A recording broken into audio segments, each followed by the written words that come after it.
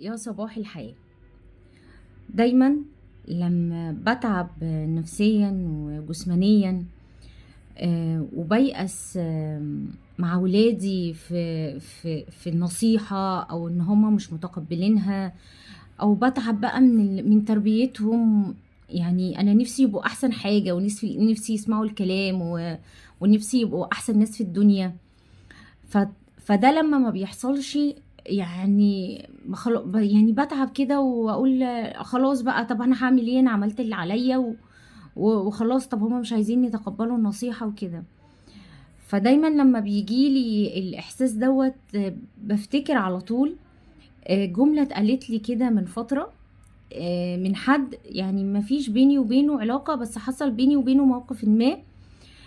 ولقيت الحد ده بيقول لي جملة يعني دخلت على قلبي كده بالفرحة، يعني لقيتها بتقول لي: "تسلم إيد اللي ربّاكِ."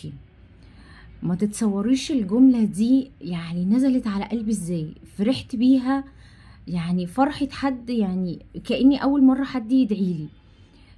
يعني ممكن حد يقول لي: "ربنا يخلّي لِك ولادِك، ربنا يا حبيبتي يدّيكِ الصحة، ربنا يقويكِ." مش عارفة إيه.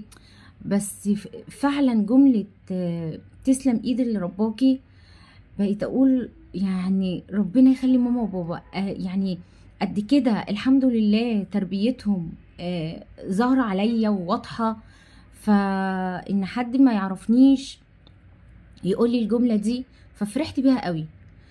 فدايمًا لمّا بيحصل موقف زي اللي أنا باقول لكم عليه، إن أنا باتعب مع ولادي بقى وكده، دايمًا بافتكر الجملة دي، أقول لأ، اصبري، اعملي اللي عليكِ وزيادة، واللي ربنا مقدّرِك عليه، عشان في يوم من الأيام لمّا يبقوا كده في رجالة ما شاء الله في وسط الناس، يقولوا فعلًا تسلم إيد اللي ربِّتهم. أنا وباباهم طبعًا أكيد يعني. ف فدايمًا يعني لمّا تيأسوا كده، لأ قولوا لأ، إحنا مكمّلين، وما تيأسوش من رحمة ربنا، ودايمًا يستعينوا في تربيتهم، يستعينوا بالله، يعني إنك لا تهدي من أحببت ولكن الله يهدي من يشاء.